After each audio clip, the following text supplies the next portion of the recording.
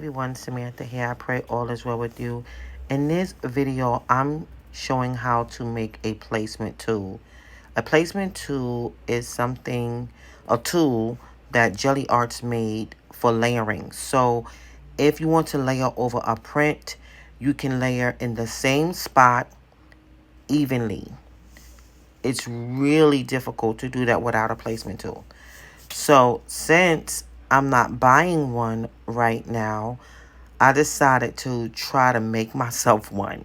So that's what you'll see in this video. All I used is the top of a box.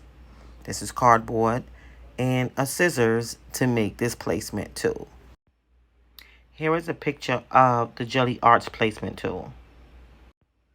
I'm also going to show some footage of me using the placement tool. If you're interested in this, keep on watching. Thanks for watching. God bless you. And remember, Jesus loves you. Later.